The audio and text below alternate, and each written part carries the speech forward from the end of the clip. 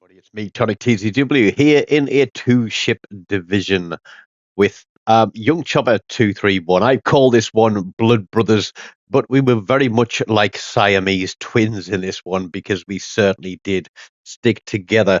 There's another Georgia video out there that I've produced that shows my full build for the Georgia. We've got a legendary dispersion mod on this one, so the more damage we do, and the more kills we get better accuracy and we get increased damage. It's 5% extra damage for every kill that we get, and it is an extra 2% reduction in dispersion for every 30,000 damage we get.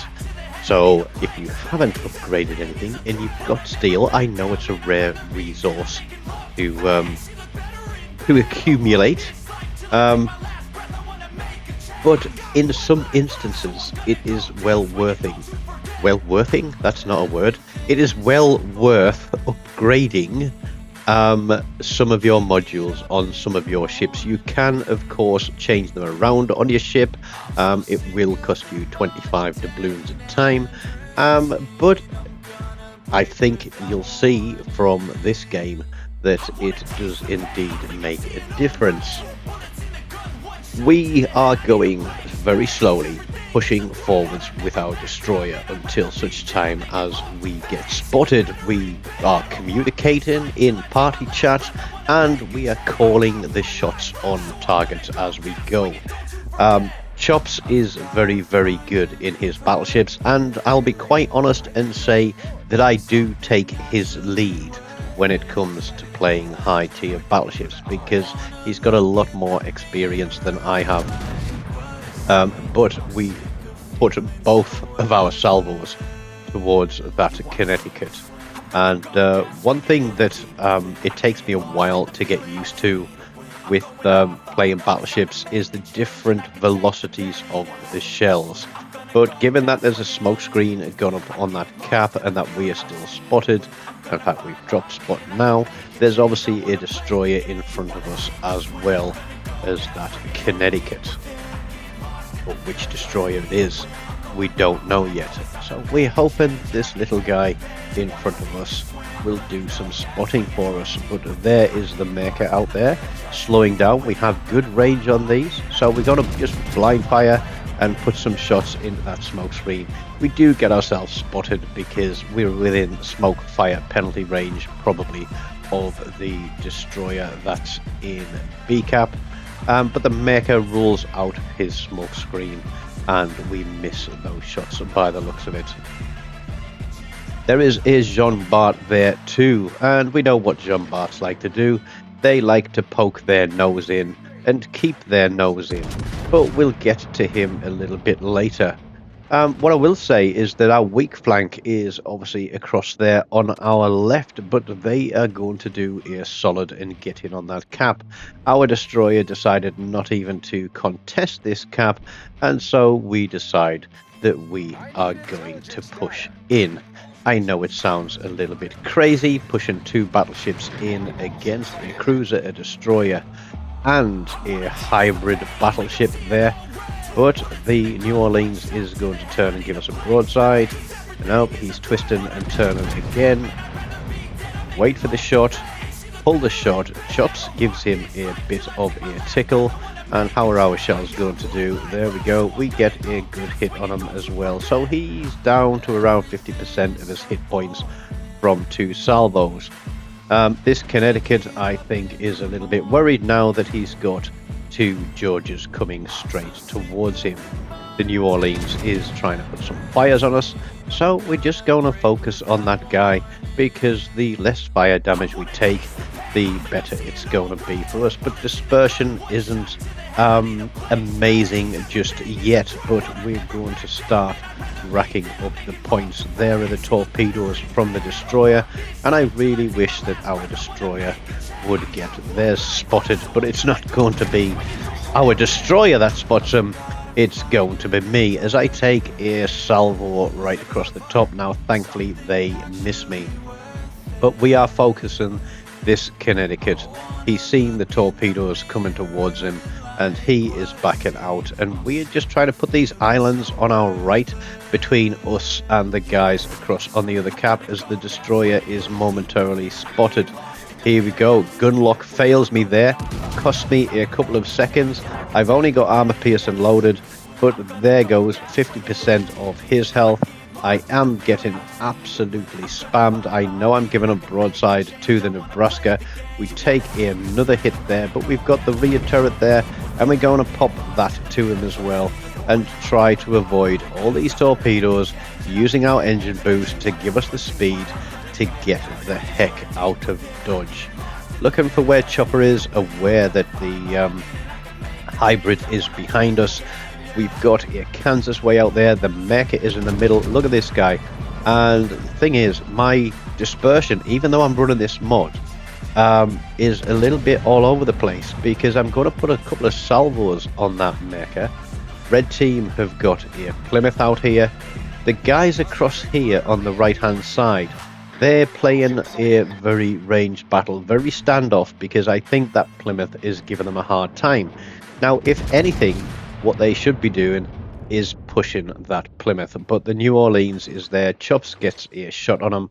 I've got a few seconds before I've got to reload, so we're looking around trying to pick a target, and what we want is guns off the map, because the less guns there are shooting at you, the less damage you're going to take. So we're being very aware of what's going on around us. And I want this New Orleans. Chops puts a shot on. He turns out of those. I put my shot out there. Good hit by Chops. And he's not going to get away from those ones. But Chops picks up a secondary kill on the destroyer, which had got himself spotted behind us. Now we've got the Alabama out there. Is it? Yeah, I thought it was a Kansas. But yeah, a ship that I really enjoy as well. I've had some good games in the Alabama. But we're only on 42,000 damage. We've got a single kill there, so we've got that extra 5% damage, and including our legendary mod, it means we've got a reduction of 12% in our dispersion. So we're going to try and make use of that. But I'm looking at the minimap and I'm telling Chops there's a battleship that's still unsighted on the left side of the map. Our cruiser is going after, I think it's in Brandenburg, which is on the bottom right hand corner, if I'm in the right game and looking at the map the right way. But I say, you know, we are flat broadside to whatever is down there behind the islands on B cap, and I think that we might be putting ourselves in way of a crossfire here. So we are going to back up. Again, we are staying in communication, we're talking, we're calling each other's shots, we're calling each other's moves. And it is a very effective style of play. So even if you aren't in division, I would strongly recommend that if you've got one, you come up on mic at the start of the game and say hello and say if anybody is listening in, because it can really make a difference to the game, and you never know, you might make yourself a new friend. That Alabama is backing off. Now you'd think that the guys on the right flank would push, but I don't know what it is. They're not feeling confident. Now, if you remember at the start of the match, you'll see that we've lost one of our destroyers. He went out first blood to the Mecha, and that was pretty early game, and I guarantee if you were to rewind back and watch that kill, that he was going for torpedoes on the Mecha and instead got gunned down, because I think he had some backup. But here we go, it's in North Carolina, and so my intuition was right that the North Carolina doesn't like the fact that he's being pushed. He's come across to try and give us a bit of a hard time, perhaps try and set up a crossfire.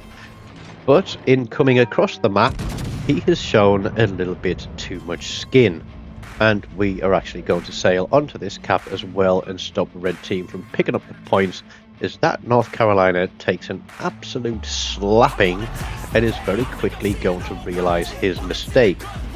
RNG is going to deny Chops a kill.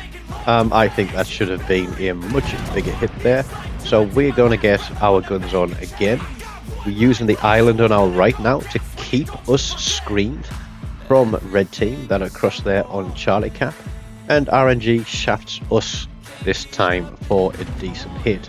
Chops gets his reload in again, goes on him, gets a tickle, but this North Carolina cannot keep the cap reset, because if he had any sense, he would fire one turret at me and one turret at Chops, because that way he could reset the cap points on both of us. But he's focusing all his guns on one target, which in this situation would be the wrong thing to do. He is trying to push in and contest this cap. Chops has got one heck of a reload there, and I'm like, no, I'm going for superstructure. No, he's turning. I'm going to hold, and then we're going to finish him. That is the job done. He gets some resets on me, resets us by about 25 seconds, but that's 25 seconds we can sit here clear of anybody being able to shoot at us. The cruiser on the left flank has taken care of the Brandenburg that pushed around the map, and now we are going to try and take care of this Jean Bart. Again, what I was expecting, given the advantage that we have as a team, is that there would be a much stronger push on the right hand side of the map, but it just doesn't seem to be happening. And two strong pushes on each flank would set these guys up into the crossfire, and we would have them absolutely nailed. Game over, job done. Instead, they seem to be scared of pushing forwards, and that is going to show in the end results. But Jean Bart comes round the corner. Chops and I both go at this guy, and I know he's going to go bow in, and you're probably going to hate me for this one, but I have switched to high explosive, because if he is going to bow in, then air fire will start him ticking, and as soon as that runs out or he damage controls, I'm going to set him on fire again. And you'll see that the Plymouth is shooting at us from the other side of the map, and those guys just aren't able to get shots on, even though he's spotted. There's a battleship there sort of to the north, and he's been parked behind the island for pretty much the majority of the game so far, and I don't know which one it is, but I'll try and make a guess based on the results of the game. But the Jean Bart is burning. He's ticking down. That looks like it's about to expire. Chops is in secondary range, so we are pushing forward together. We're both running Will to Rebuild, which, although it was nerfed massively by Wargaming, in this situation it is still very valid, because we are playing as a team, we are playing together, and Chops is getting a battering, but the extra hit points that we're gaining for this are keeping him alive, as it is for me. So one more fire on the Jean Bart, because we know he's damage controlled, and he is going to tick out. So perhaps there are people watching the video going, you friggin' noob using high explosive on a Georgia, but it's not about, or rather what it's about is about using the game mechanics to give ourselves an advantage. Yeah, so knowing that he's damage controlled and setting a fire on him with either main guns or secondaries, that is going to tick, because the Jean Bart is a punchy ship, and the sooner we can get rid of him, as we're doing here, we're transitioning off to our right and we're going to push round. Chops is putting shots straight onto the Plymouth, which has been out there harassing these guys on the right flank for the entire game. I'm coming round the corner. The Plymouth is trying to turn out, but in doing so, obviously in a turn, it takes him a while to adjust his turn afterwards, but boom, he is gone. So that should have been the focus of attention for all those guys on the right hand side of the map to stop him from being such a problem. But it's taken us coming through the middle, literally like Siamese twins joined together, and I call to Chops and I say, hey, I'm on 4 kills. I can nail this guy and pick myself up a Kraken. He's taking a spamming. We put our front turrets out there, we land a shot, leave him with a sliver of health, and he goes out to a fire. I was a little bit disappointed, but we get a Confederate out of that, as well as a Dreadnought, 124-ish thousand damage.